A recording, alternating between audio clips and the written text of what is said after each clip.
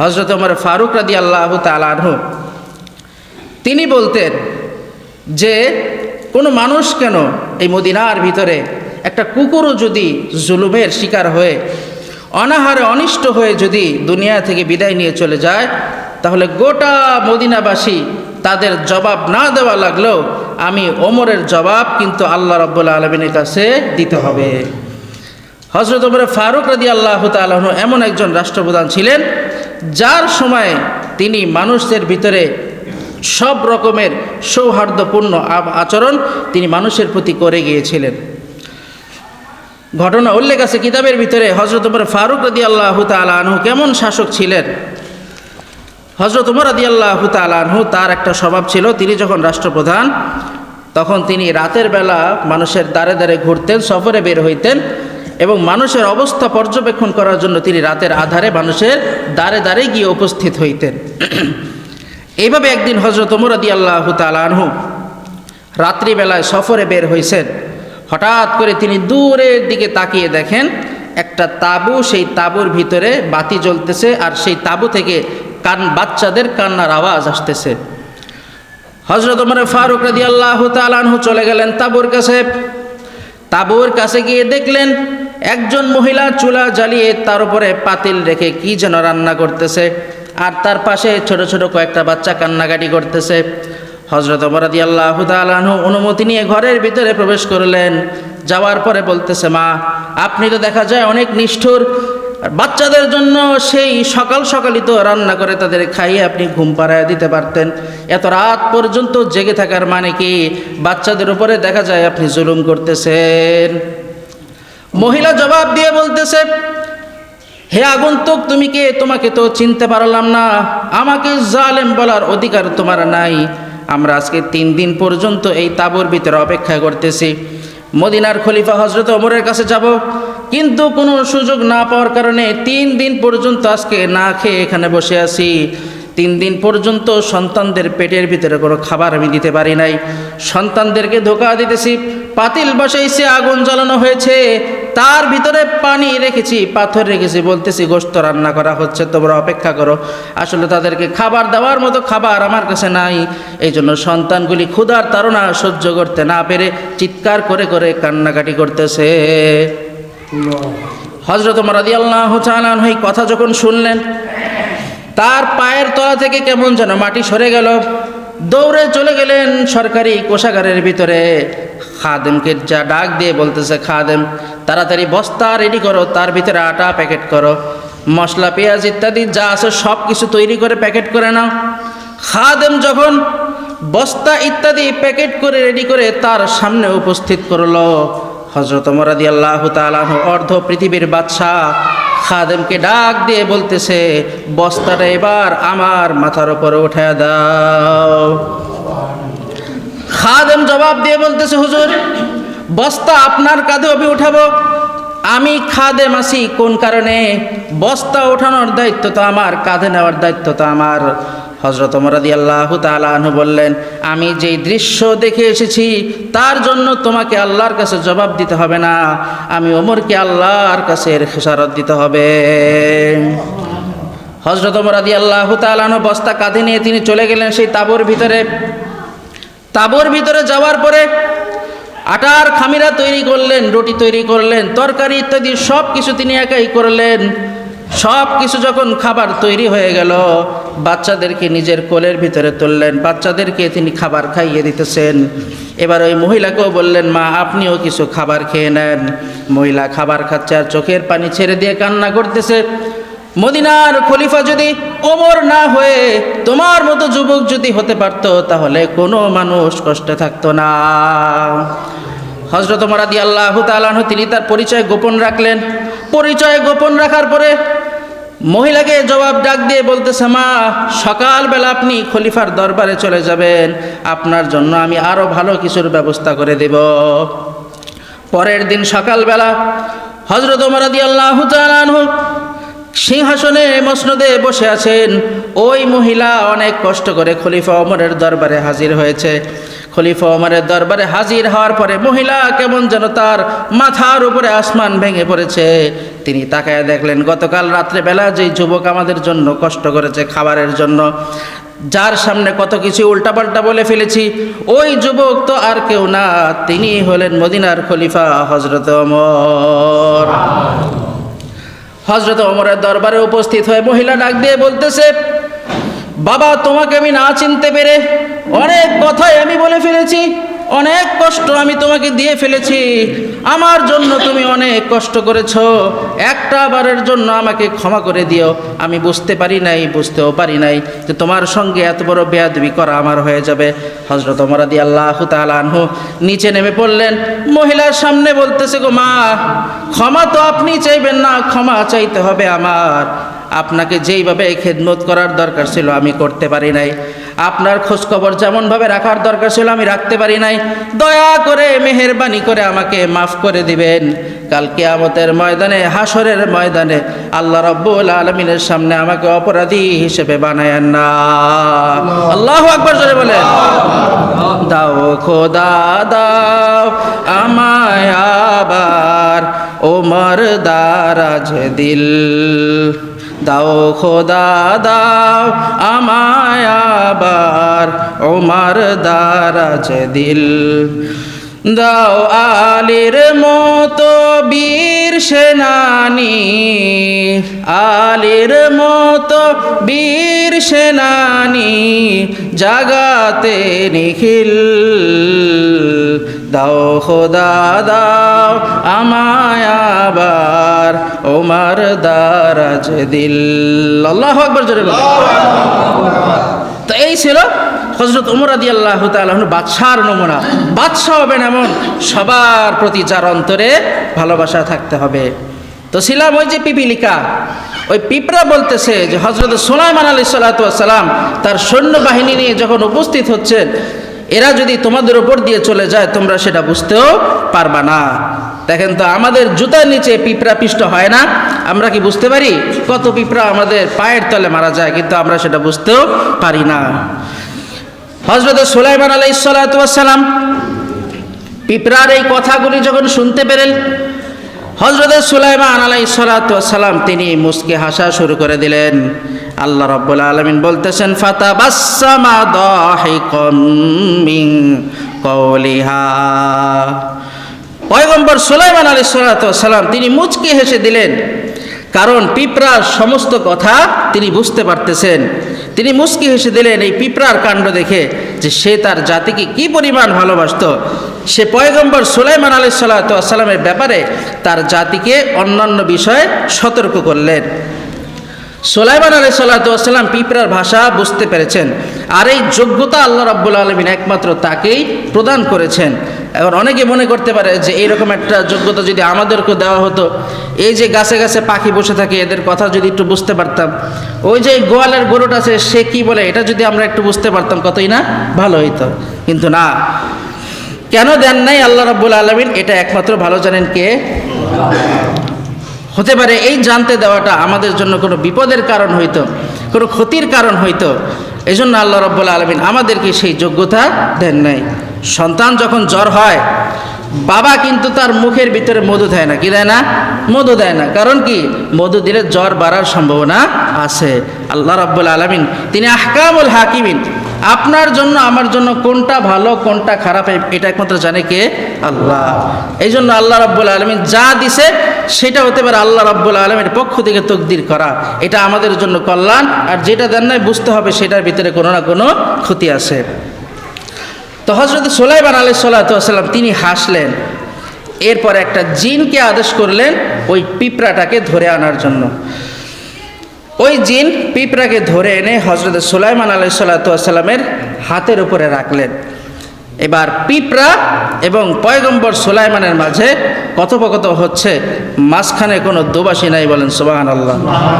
পিঁপড়ার সঙ্গে সরাসরি কথা বলতেছেন কে? হযরতে সুলাইমান আলাইহিস সালাতু ওয়াস সালাম। পিঁপড়াকে হযরত সুলাইমান আলাইহিস সালাতু ওয়াস সালাম বললেন যে তুমি তোমার জাতির কাছে যে বললে যে আমার বিশাল সৈন্যবাহিনী পদদলিত করে তোমাদেরকে মেরে ফেলবে, তুমি কি তাদের কাছে আমাকে জালেম হিসেবে উপস্থিত করতেছো? পিঁপড়া জবাব দিয়ে বলতেছে, হুজুর আমার শেষ বক্তব্যটা আপনি শোনেন নাই। আমি বলেছি ওয়াহুম লা ইয়াশউরুন, যে আপনার এবং আপনার সৈন্য দলের অজ্ঞতাবশত না জানার কারণে আমাদেরকে সব কিছু পিষে ফেলতে পারে। আমি আপনাকে জালেম হিসেবে সাব্যস্ত করি নাই, বানাই নাই। সুলাইমান আলাইহিস সালাম বললেন যে ঠিক আছে, তুমিও তো তোমার জাতির একজন বাদশাহ, আবার আমিও একজন বাদশাহ, তাহলে বলো তো কার সিংহাসনটা দামি? সুলাইমান আলাইহিস সালাম পিঁপড়াকে জিজ্ঞেস করলেন যে বলো তো কার সিংহাসনটা সবচাইতে বেশি দামি? ওই পিঁপড়া, ছোট্ট পিপিলিকা, এবার জবাব দিয়ে বলতেছে, হুজুর এই মুহূর্তে এই সময়ের জন্য আপনার সিংহাসনের চাইতে আমার সিংহাসনটা অনেক দামি। বলেন সুবহানাল্লাহ। সুলাইমান আলাইহিস সালাম জিজ্ঞাসা করলেন, কোন যুক্তিতে, কিভাবে? আমার এত বড় সিংহাসন স্বর্ণ রূপা কাঠ দিয়ে তৈরি করা, এর চাইতে তোমার সিংহাসন দামি হয় কিভাবে? কোন যুক্তিতে তুমি বলতেছ?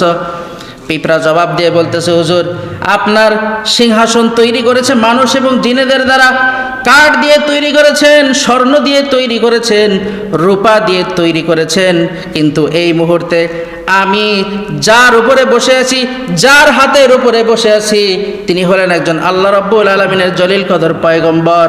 এই মুহূর্তের জন্য এই সময়ে আপনার সিংহাসনের চাইতে আমার সিংহাসনটা অনেক অনেক বেশি দামি। বলেন সুবহানাল্লাহ। আপনার সিংহাসনের চাইতে এই মুহূর্তে এই সময়ের জন্য আমার সিংহাসন অনেক দামি। তো এবার সুলাইমান আলাইহিস সালাম পিঁপড়াকে বললেন যে ঠিক আছে, তোমার তো দেখা যায় অনেক বুদ্ধি, তাহলে আমাকে একটু কি করো, নসিহত করো, একটু উপদেশ দাও। পিঁপড়া এবার বলতেছে, আপনার নাম তো সুলাইমান, আর সুলাইমানের অর্থ হইল নরম, কোমল। তো এই কথা বলে বলতেছে যে আপনি যখন রাজ্য পরিচালনা করবেন, আপনার নামের যে অর্থ নরম এবং কোমল, আপনি যখন রাজ্য পরিচালনা করবেন, রাজ্য পরিচালনা করতে গিয়ে আপনি কোনো সময় কারোর সাথে কঠোরতা করবেন না এবং মানুষের প্রতি জুলুমও করবেন না। তো ঘটনা অনেক লম্বা। পিঁপড়ার সাথে এরকমভাবে কথোপকথন যখন শেষ হয়ে গেল, পয়গম্বর সুলাইমান আলাইহিস সালাম সাথে সাথে রব্বুল আলামিনের দরবারে শুকরিয়া আদায় করলেন। বলেন সুবহানাল্লাহ।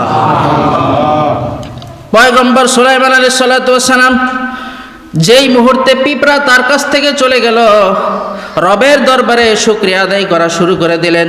হযরত সুলাইমান আলাইহিস সালাম আল্লাহর দরবারে শুকরিয়া আদায় করতেছেন। আল্লাহ রাব্বুল আলামিন বলেন, ওয়া ক্বালা রাব্বি আউজি'নি আন আশকুরা নি'মাতাকাল্লাতী আন'আমতা আলাইয়া ওয়া আলা ওয়ালিদাইয়া ওয়া আন আ'মালা সালিহান তারদাহ। হযরত সুলাইমান আলাইহিস সালাম রবের কাছে শুকরিয়া আদায় করতেছেন। রব্বি আউজি'নি আন আশকুরা নি'মাতাকা, হায় আল্লাহ আপনি আমাকে যেই সমস্ত নিয়ামত প্রদান করেছেন, পাখির বাসা বুঝতে সক্ষমতা দান করেছেন, নবুয়তি প্রদান করেছেন, বিশাল সাম্রাজ্যের ক্ষমতাও আমাকে দান করেছেন, সব কিছু আমার অধীনে আপনি বানাই দিছেন। এই জন্য গো আল্লাহ আমি আপনার দরবারে দোয়া করতেছি, আপনি আমার জন্য নিয়ামতের শুকরিয়া আদায় করার তৌফিক দান করে দেন।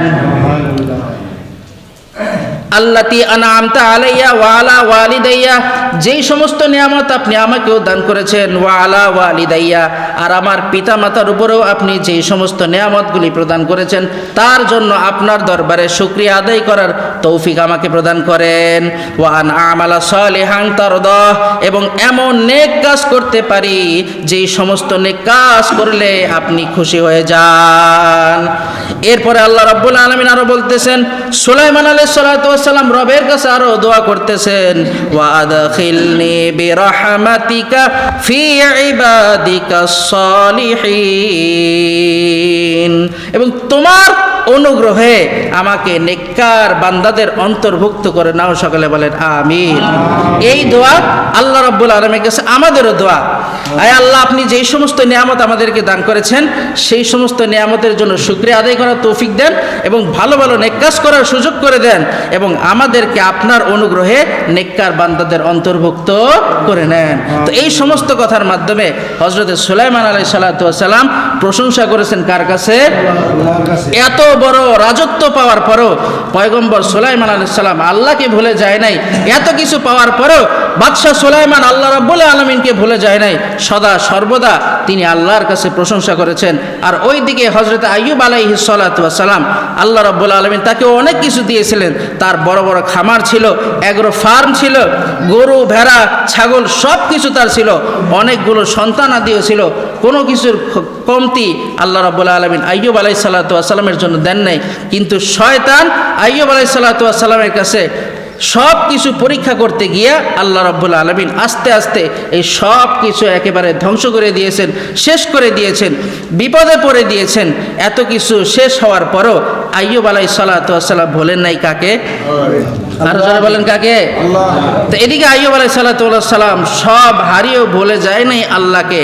আবার সুলাইমান আলাইহিস সালাতু ওয়াস সালাম সব কিছু পেয়েও ভুলে যান নাই আল্লাহ রাব্বুল আলামিনকে। তো আমাদের জন্য এই দুইটা শিক্ষা, বিপদের সময় ধৈর্য ধারণ করব এবং আল্লাহর উপরে সবর এখতিয়ার করব, আর নিয়ামত পাওয়ার পরও আল্লাহকে না ভুলে গিয়ে আল্লাহ রাব্বুল আলামিনের কাছে বেশি বেশি শুকরিয়া আদায় করব। এই দুইটা নিয়ামত, এই দুইটা ইবাদত আল্লাহর কাছে অনেক বেশি প্রিয়।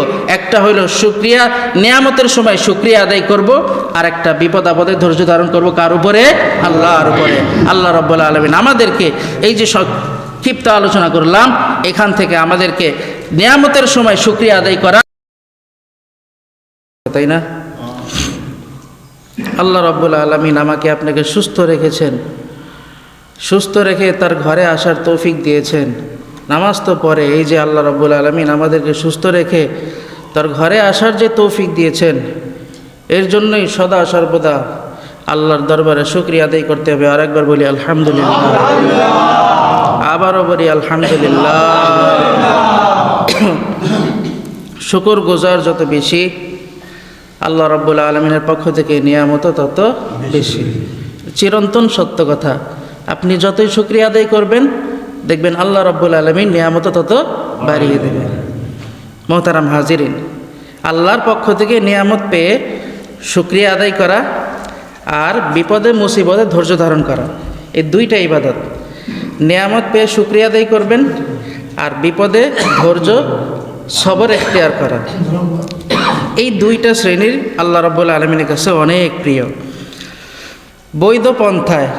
বৈধ পন্থায় হালাল উপায়ে কোটি টাকার মালিক, আল্লাহর শুকরিয়া আদায়কারী বান্দা, আল্লাহর শুকরিয়া আদায় করে কৃতজ্ঞতা করে, ইবাদতের ভিতরে কোনো কোতাহি নাই। এই বৈধ পন্থায় কোটি টাকা আদায়কারী, কামাইকারী, শুকরিয়া আদায়কারী ব্যক্তি আল্লাহ রাব্বুল আলামিনের বড়ই মাহবুব এবং প্রিয় বান্দা।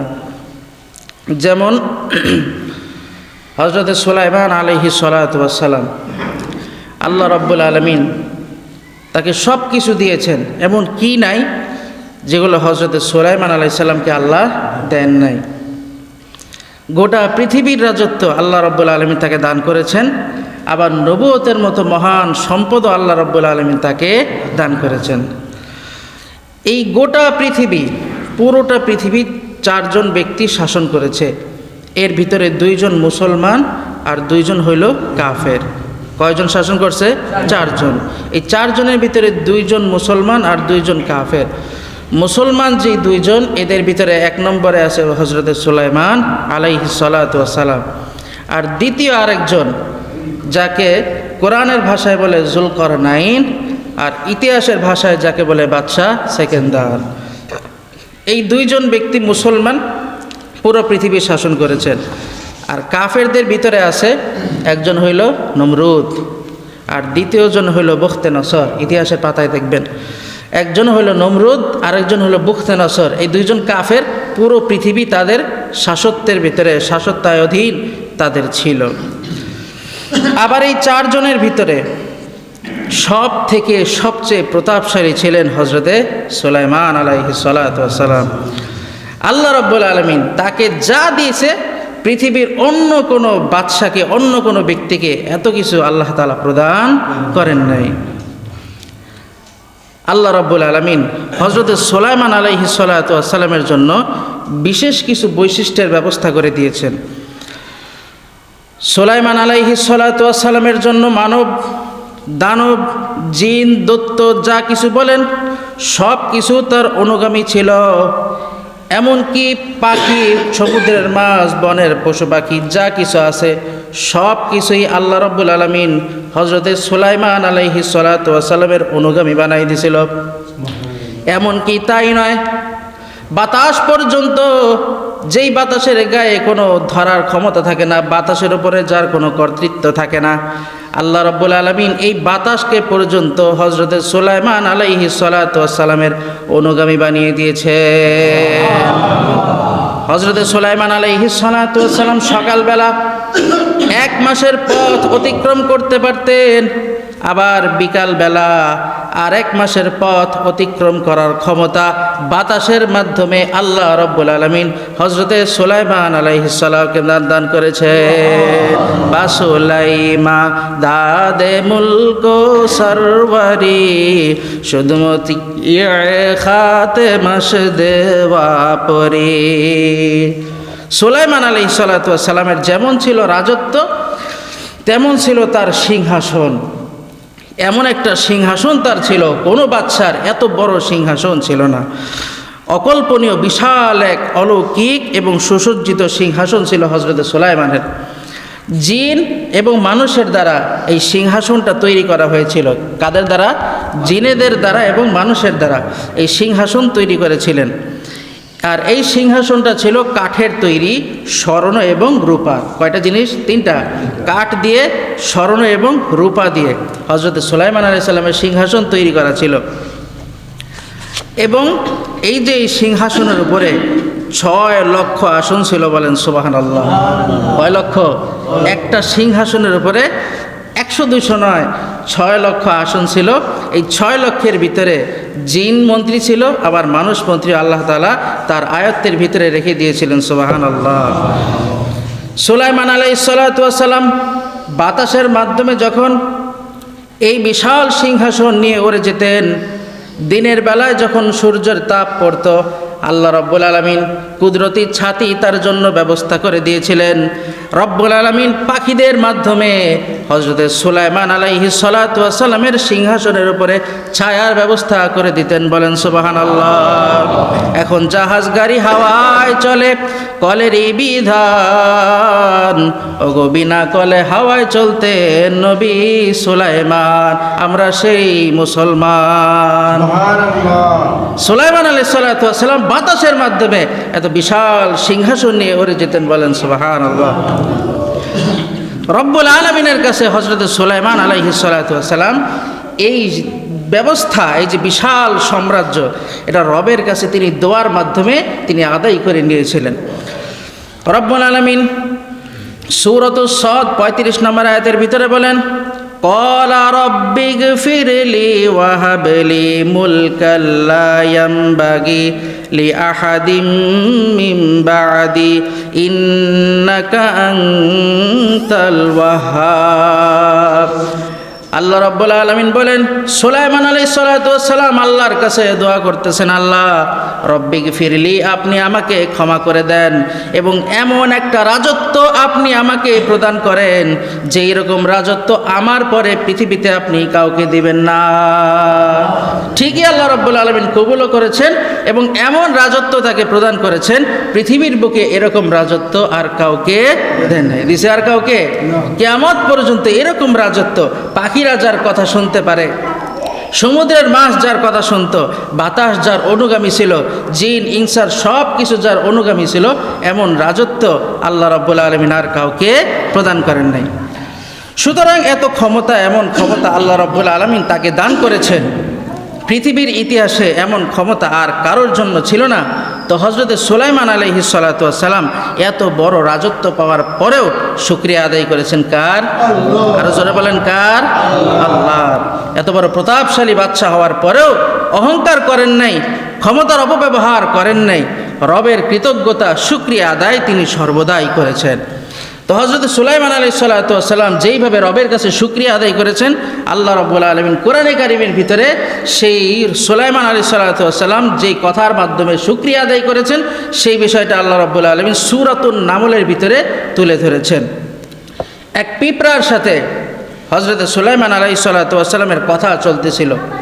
ফিলিস্তিন বাইতুল মুকাদ্দাসের আশেপাশে হজরত সুলাইমান আলাইহিস সালাতু ওয়াস সালাম তিনি তার পদাতিক বাহিনী নিয়ে, বিশাল বাহিনী নিয়ে চলতেছেন। যে জায়গাটা পিঁপড়াদের উপত্যকা ছিল, একটা বিশাল বড় জায়গা যেখানে পিঁপড়াদের উপত্যকা, ওয়াদি ও নামল যেটাকে বলা হয়, পিঁপড়ার উপত্যকা। তো বিরাট পিপিলিকার জায়গা ছিল সেইটা। তো সুলাইমান আলাইহিস সালাতু ওয়াস সালাম যখন তার বিশাল পদাতিক বাহিনী নিয়ে আগমন করতেছেন, সেইখানে আসতেছিলেন, তো এই পিঁপড়ার ভিতরে যেই সর্দার পিঁপড়া ছিল, দেখবেন পিঁপড়ার লাইন যখন যায় মাঝে মাঝে একটা বড় বড় পিঁপড়া থাকে, তাই না? ওইটা হলো ওই অন্য সব পিঁপড়াদের সর্দার।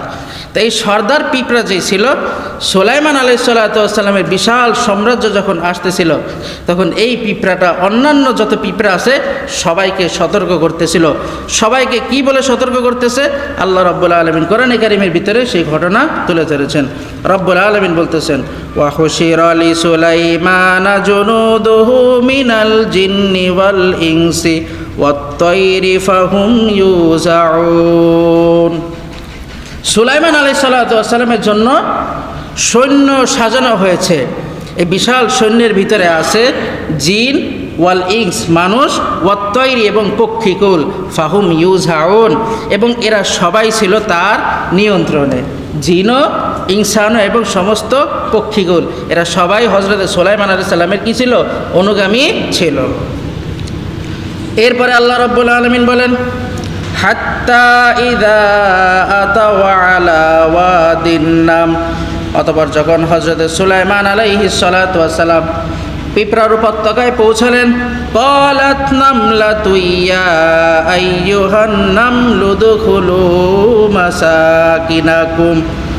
পিঁপড়াদের ভিতরে যেই সর্দার পিঁপড়া ছিল, সে যখন দেখতে পেল সুলাইমান আলাইহিস সালাতু ওয়াস সালাম বিশাল সৈন্যবাহিনীর দল নিয়ে যখন আগমন করতেছেন, তখন এই পিঁপড়া সর্দার যেই ছিল সে সকলকে বলতেছে, উদখুলু মাসাকিনাকুম, তোমরা তোমাদের যার যার ঘরের ভিতরে প্রবেশ করে নাও।